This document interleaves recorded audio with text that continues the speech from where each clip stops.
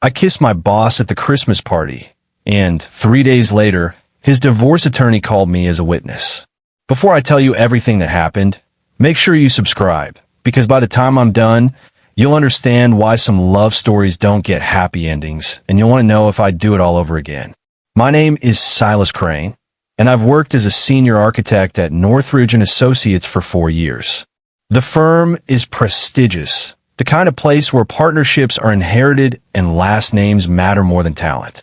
I'm good at what I do, good enough that they overlook the fact that I don't come from money, that I went to state school on scholarships, that my father was a mechanic and my mother cleaned houses. My boss, Ronan Ashford, is everything I'm not. Old money, Yale educated, married to a woman whose family owns half of Connecticut.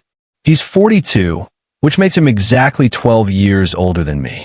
He has steel gray eyes that miss nothing, a jaw that could cut glass, and hands that I've watched sketch buildings so beautiful they make my chest ache.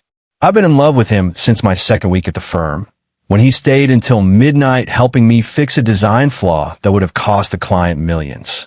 He'd rolled up his sleeves, loosened his tie, and said, "Let's figure this out together, Silas." No condescension, no ego. Just us and the blueprints and the quiet hum of the empty office. I never told him. How could I? He was married. Straight, as far as I knew. My boss. Untouchable in every possible way. Until the Christmas party.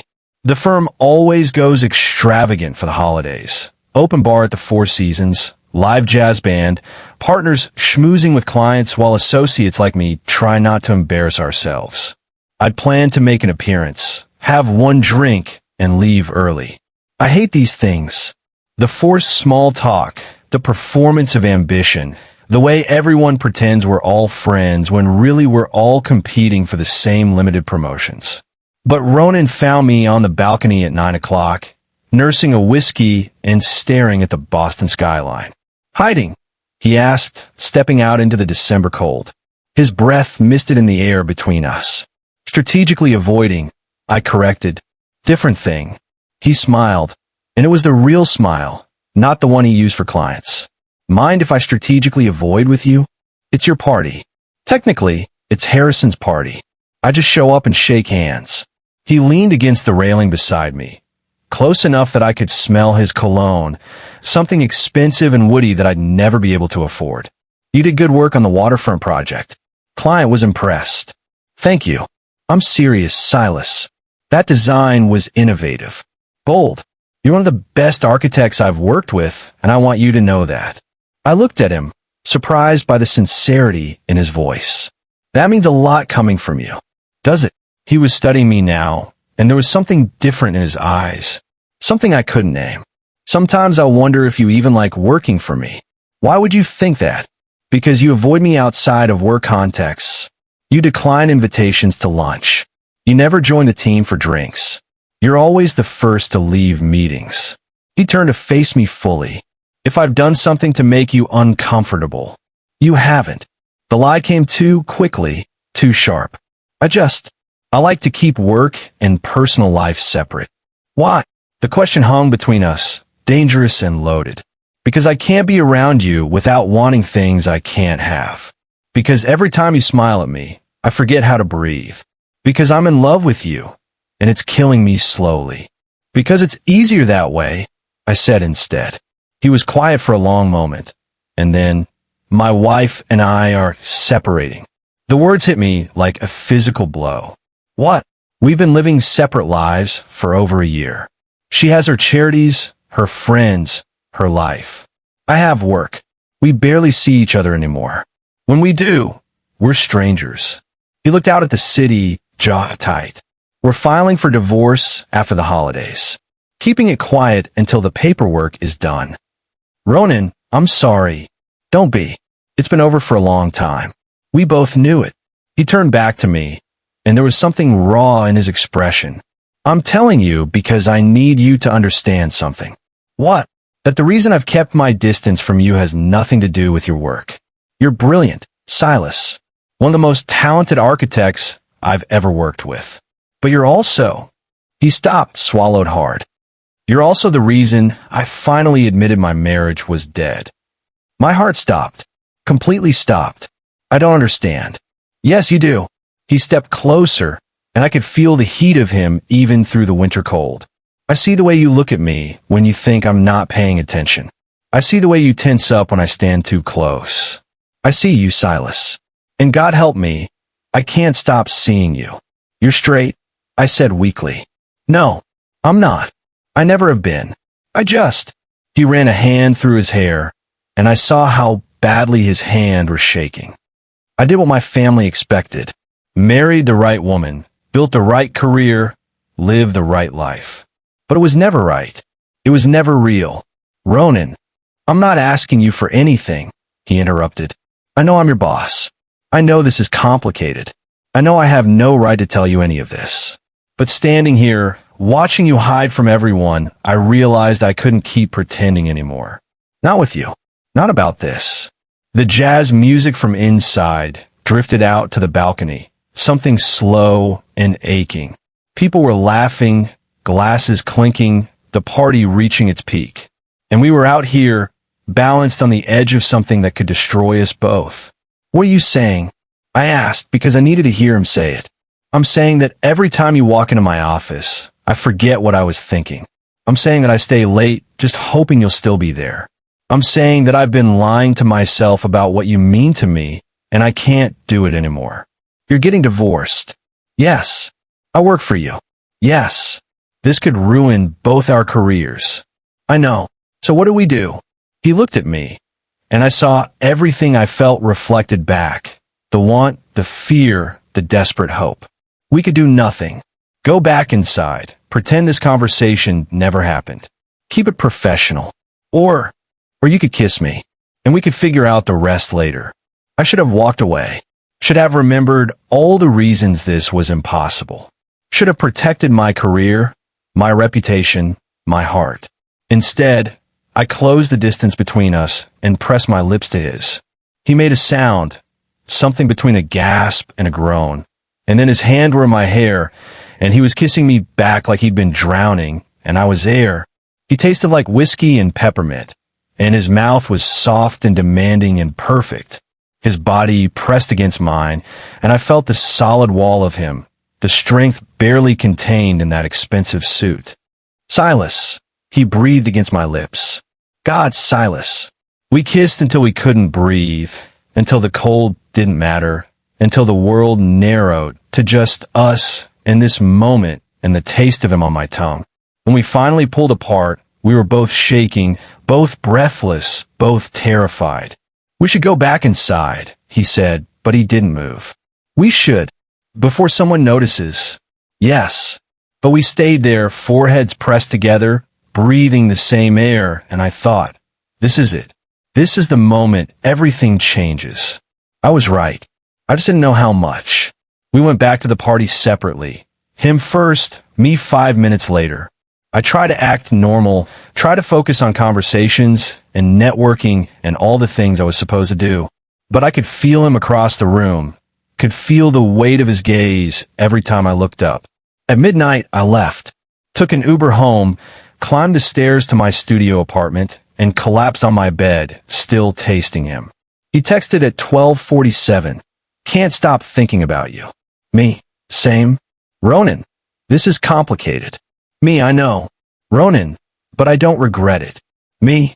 Neither do I. Ronan. Can I see you tomorrow? Outside of work? I stared at the message for a long time, watching those 3 dots appear and disappear as he typed and deleted, typed and deleted. Finally, I wrote back. Yes. We met at a coffee shop in Cambridge, far enough from the office that we wouldn't run into anyone we knew.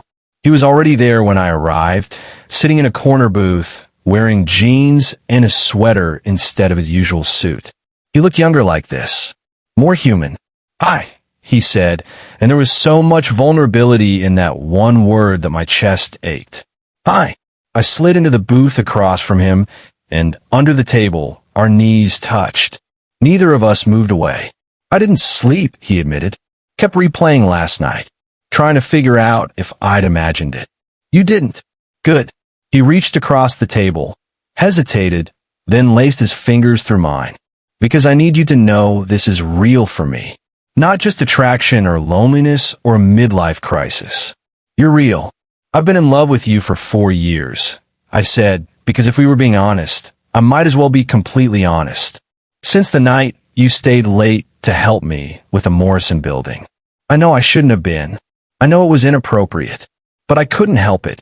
Something broke in his expression. For years of pretending I didn't feel this way. For years of keeping my distance, because I knew I couldn't have you. For years of hating myself for wanting something that could never be mine. Silas, I'm not telling you this to make you feel guilty. I'm telling you because I need you to understand what this means to me. You're not just my boss. You're not just someone I'm attracted to. You're the person I've built every fantasy around for 4 years. And now you're sitting here, holding my hand, telling me it's real, and I don't know how to process that. He stood up, moved to my side of the booth, and pulled me against him. We sat there, pressed together in a coffee shop in Cambridge, and he whispered against my hair, "Then don't process it. Just feel it." So I did. We started seeing each other in secret. Coffee shops in different neighborhoods. Museums on weekday afternoons. Late dinners at restaurants where nobody from the firm would go. It was exhilarating and terrifying in equal measure. At work, we maintained perfect professionalism. He was still my boss, still called me Mr. Crane in meetings, still kept that careful distance. But sometimes I'd catch him looking at me, and I'd see everything we were hiding. Sometimes our hands would brush passing blueprints, and electricity would crackle between us. His divorce proceedings started in January. His wife, Celeste, hired a vicious attorney who was determined to paint Ronan as an adulterer, even though he'd never touched me while they were together. The attorney started digging, interviewing people at the firm, trying to find proof that our relationship had started before the separation. That's when I got the call. "Mr. Crane? This is Patricia Volkov, representing Celeste Ashford in her divorce proceedings. I need to ask you some questions about your relationship with Ronan Ashford." I went cold. I don't have a relationship with him. He's my boss. Several witnesses at the firm's Christmas party reported seeing you both on the balcony together for an extended period. One witness claims they saw you kissing. My world tilted. Who? I'm not at liberty to say, but I will be deposing you next week. I suggest you get an attorney. She hung up, and I sat there, staring at my phone, understanding exactly what was happening. Someone at the firm had seen us. Someone had told Celeste's attorney. And now everything we'd built was about to explode. I called Ronan immediately. "We need to talk." We met at his apartment, the new one, the one he'd moved into after Celeste took the house. It was sparse, temporary, filled with unpacked boxes and borrowed furniture. He looked exhausted when he opened the door. "They know," I said. "About the Christmas party. About us." He closed his eyes. "Damn. Who saw us?" "I don't know. Could have been anyone. Harrison was out there smoking at one point. Julia from accounting went outside for a call. Any of them could have. What do we do?" He pulled me inside, closed the door, leaned against it like it was the only thing holding him up. "We tell the truth. The truth will destroy your reputation. The firm will. I don't care about the firm. I don't care about my reputation. I care about you. Ronan, listen to me." He crossed to me, cupped my face in his hands. I knew this was a possibility. I knew the risks. I'm not asking you to lie for me. I'm not asking you to sacrifice yourself. But I need you to know that I don't regret a single moment with you. Whatever happens, that doesn't change. They're going to say we were having an affair, that you cheated on your wife with me. We weren't. We didn't. The timeline proves it. Do you think they'll care about timelines? Do you think anyone will believe that we magically fell in love the exact night your marriage ended? He was quiet because we both knew the answer. The deposition was brutal. Patricia Volkov was sharp, relentless, determined to paint me as a homewrecker. She asked about every interaction Ronan and I had ever had. Every late night at the office. Every lunch meeting. Every email. She showed me photos from the Christmas party. Me and Ronan on the balcony, standing close, his hand near my face. The angle made it look damning. "Mr. Crane, How long have you been in love with Ronan Ashford? I'm not. You just testified that you developed feelings for him 4 years ago. That you've been harboring romantic feelings for your married boss for 4 years. Is that correct? It's not like that. Did you or did you not tell Mr. Ashford that you'd been in love with him for 4 years? I did, but... And did this confession take place before or after he told you about his separation? I saw the trap too late. After, but